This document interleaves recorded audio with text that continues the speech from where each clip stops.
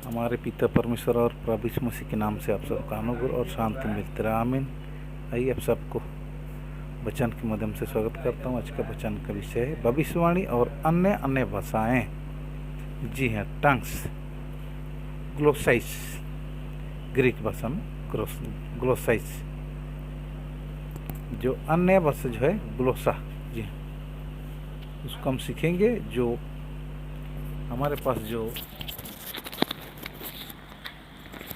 पवित्र शास्त्र जो है ये किंग जेम्स वर्जन जो है अनुवाद किया गया, परंतु मैं आज आप लोग को NIV, न्यू इंटरनेशनल वर्जन, उसके माध्यम से आपको ये वचन को सिखाएंगे ताकि आप लोग को सही रीति समझ में आए। हिंदी में नया अंतर्राष्ट्रीय संस्करण अनुवाद, जी हाँ, ये बहुत मानी जानी है। ये सही सटीक से अनुवाद किया गया बाइबल है। आप लोग को भी NIV वर्जन पढ़ना चाहिए।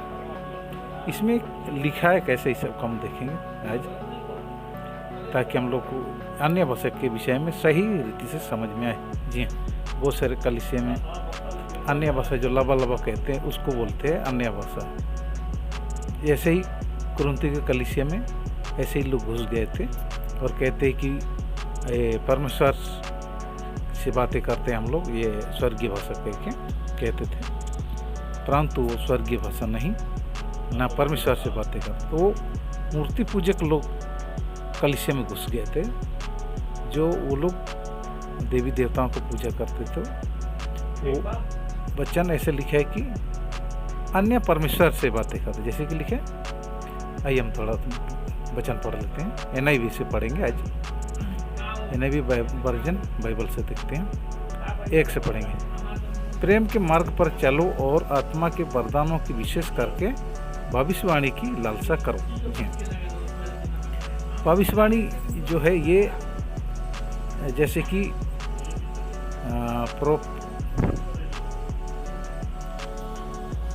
प्रोपेम से आया है, जो प्रो पहले और मेमी मतलब बात करना, किसी के सामने बात करना। जैसे भविष्यवक्ता लोग परमेश्वर के बात को क्या करता था, बोलता था, नहीं किसी के सामने बोलते थे ना, कि परमेश्वर ने ऐसे बोला। जहाँ ये परमेश्वर से बातें करता है बोलते ना। या एक दूसरे बार पढ़ लेते हैं, 1 से पढ़ेंगे। यहाँ पर लिखा है, प्रेम के मार्ग पर चलो और आत्मा के वरदानों के विशेष करके भविष्यवाणी।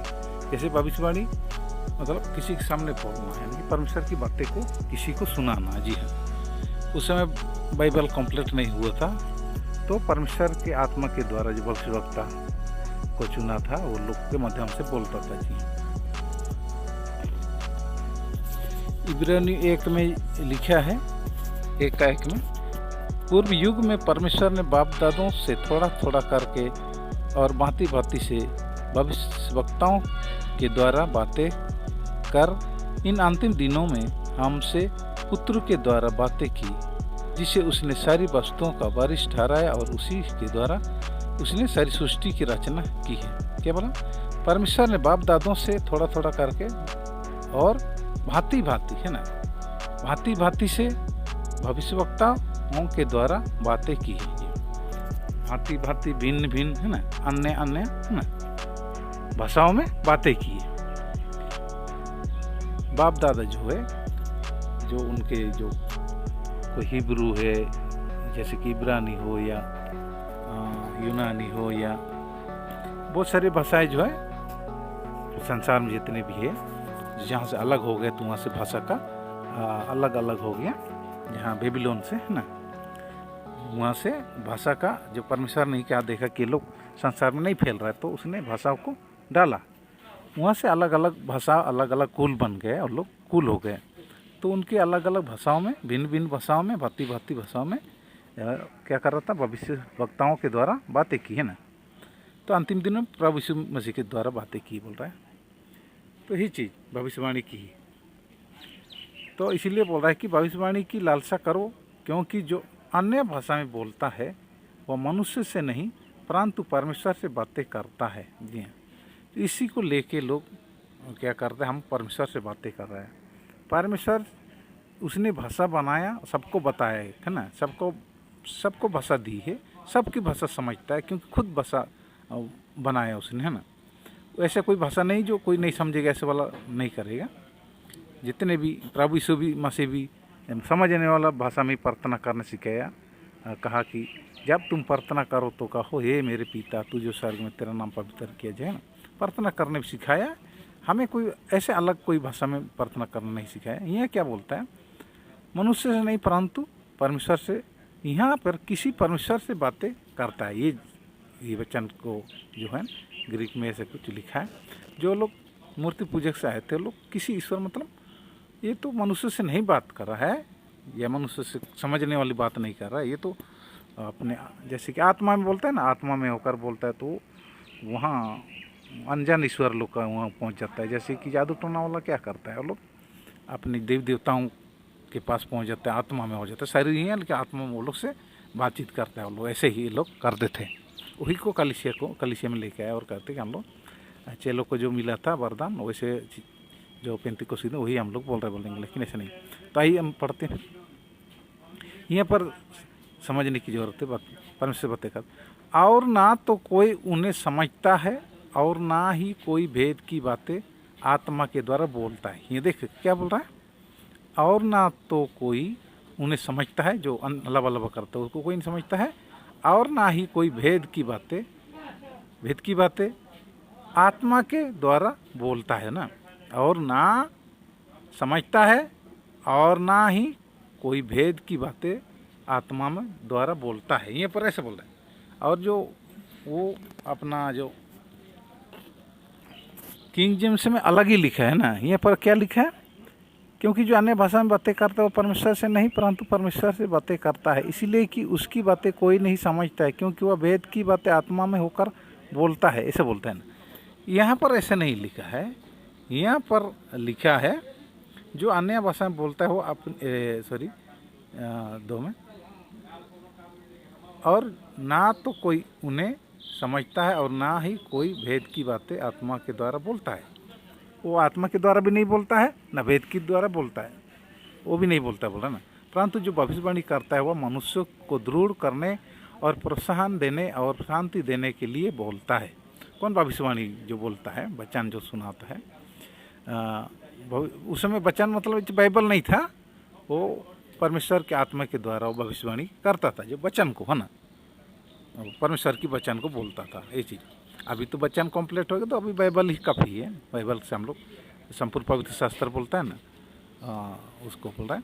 परंतु जो भविष्यवाणी करता है वो मनुष्य को दृढ़ करने और प्रोत्साहन देने और शांति देने के लिए बोलता है। जो अन्य भाषा में बोलता है वह अपनी ही उन्नति करता है, परंतु जो भविष्यवाणी करता है वह कलीसिया की उन्नति करता है। मैं चाहता हूँ कि तुम सब बोला, ये पर था ना जो किंग जेम्स में लिखा है, मैं चाहता हूँ कि तुम सब अन्य भाषाओं में बातें करो। और यहाँ पर क्या लिखा है, इन्हें भी मैं चाहता हूँ कि तुम में से हर एक अन्य भाषा में बोलो, परंतु मैं चाहता हूँ कि तुम भविष्यवाणी करो। जो भविष्यवाणी करता है वह अन्य भाषा में बोलने वाले से बड़ा है, ताकि कोई कलीसिया की उन्नति के लिए अनुवाद ना करे। 6 पद से पढ़ेंगे। अब हे भाइयों, यदि मैं तुम्हारे पास आकर अन्य भाषा में बातें करूं तो मैं तुम्हारे लिए क्या लाभ पहुंचाऊंगा। NIV वर्जन में लिखा है, ठीक है। जब तक कि मैं तुम्हें कोई प्रकाश या ज्ञान या भविष्यवाणी या शिक्षा का वचन ना दूं। यदि निर्जीव वस्तुएं भी ध्वनि उत्पन्न करती है, जैसे बांसुरी या वीणा, तो जब तक उनके स्वरों में भेद ना हो तब तक कोई कैसे जान सकेगा कि कौन सा राग बजाया जा रहा है। फिर यदि तुरही से स्पष्ट शब्द व बजे तो युद्ध के लिए कौन तैयार होगा। तुम भी ऐसे ही करो। जैसे देखो ना, साफ होना चाहिए, नहीं तो कोई नहीं समझेगा तो क्या लाभ है, बोल रहा ना। ऐसे ही करो। यदि तुम अपनी जीभ से स्पष्ट शब्द ना बोलो तो कोई कैसे जान सकेगा कि तू क्या कह रहे हो। तुम तो केवल हवा में बातें कर रहे हो। निसंदेह संसार में अनेक प्रकार की भाषाएं हैं, तो भी उनमें से कोई भी अर्थहीन नहीं है। यदि मैं किसी के कहने का अर्थ न समझूं, तो मैं बोलने वाले के लिए पराया हूँ। परदेशी वहाँ पर लिखे, जो किंग जेम्स में यहाँ पर लिखे पराया हूँ, और बोलने वाले मेरे लिए पराया है। तुम भी ऐसा ही करो, तुम भी ऐसा ही करोगे। जब तुम आत्मा के वरदानों के लिए लालायित हो, तो कलीसिया के निर्माण में उत्कृष्टता प्राप्त करने का प्रयत्न करो। देखिए 13 पद में हमको समझने की जरूरत। इस कारण जो अन्य भाषा में बोलता है उसे प्रार्थना करनी चाहिए, है ना। उसे प्रार्थना करनी चाहिए कि वह जो कहे उसका अर्थ भी बता सके। जो अन्य भाषा बात बोल रहा है, बातें कर रहा है, प्रार्थना कर रहा है, उसे प्रार्थना करना चाहिए कि जो कुछ कहे उसका अर्थ भी बता सके।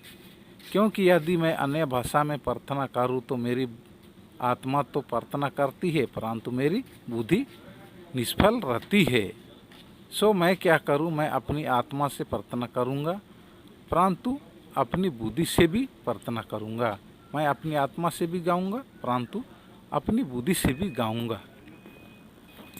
नहीं तो जब तुम आत्मा में होकर परमेश्वर की स्तुति करोगे, तो दूसरा जो अब जिज्ञासु बोला, जिज्ञासु की स्थिति में है, तुम्हारे धन्यवाद पर आमीन कैसे कहेगा, क्योंकि वह नहीं जानता कि तुम क्या कह रहे हो। तुम तो अच्छी रीति से धन्यवाद कर रहे हो, परंतु किसी और को उन्नति नहीं मिलती। मैं परमेश्वर का धन्यवाद करता हूँ कि मैं तुम सबसे अधिक अन्य भाषाएं बोला ना, बोलता हूँ, टांग्स बोलता हूँ, परंतु कलीसिया में अन्य भाषा में क्या बोलता है, परंतु कलीसिया में अन्य भाषा में 10,000 बातें करने से यह मुझे और भी अच्छा लगता है कि दूसरों को सिखाने के लिए 5 समझ में आने वाली बातें बोलूँ। देखिए, समझ में आने वाली बातें बोलूँ बोल रहा है। 20 में लिखा, हे भाइयों बच्चों की तरह सोचना बंद करो। क्या बोला 20 में, हे भाइयों बच्चों की तरह सोचना बंद करो। और यहाँ पर क्या लिखा है, जो किंग जेम्स वर्जन, हे भाइयों तुम समाज में बालक ना बनो, बुराई से तो बालक रहो, परंतु समाज में सिया ना बनो। यहाँ पर जो NIV में लिखा है, हे भाइयों बच्चों की तरह सोचना बंद करो। ये लोग बच्चों की जैसे सोच रहे हैं ना, बुराई के मामले में बच्चे बनो, मगर सोच में वयस्क माने उम्र वाले बनो, है ना। व्यवस्था में लिखा है, अन्य भाषाओं के साथ और विदेशियों के होठों से मैं इन लोगों से बात करूंगा, लेकिन तब भी वे मेरी बात नहीं सुनेंगे। 22 में लिखे, इसलिए अन्य भाषाएं विश्वासियों के लिए नहीं बल्कि अविश्वासियों के लिए चिन्ह है, लेकिन भविष्यवाणी विश्वासियों के लिए नहीं बल्कि विश्वासियों के लिए है। इसलिए यदि सारी कलीसिया इकट्ठी हो और हर कोई अन्य भाषा में बोले और कोई जिज्ञासु या अविश्वासी भीतर आ जाए, तो क्या वे या ना कहेंगे कि तुम पागल हो। लेकिन अगर कोई अविश्वासी या जिज्ञासु भीतर आ जाए जबकि सब भविष्यवाणी कर रहे हो, तो वे पाप के दोषी ठहरेंगे और सब लोग उन पर न्याय करेंगे, क्योंकि उनके मन के रहस्य प्रकट हो जाएंगी। तब वे गिरकर परमेश्वर को धन्यवाद करेंगे और कहेंगे, सचमुच परमेश्वर तुम्हारे बीच में है। हालेलुया। 26 में लिखे, तो फिर ये भाइयों हम क्या कहें, जब तुम इकट्ठे हो तो तुम में से हर एक के पास कोई भजन या कोई उपदेश या कोई रहस्य सिद्ध घटन या कोई अन्य भाषा या कोई अनुवाद होता है। ये सब बातें कलीसिया की उन्नति के लिए होनी चाहिए।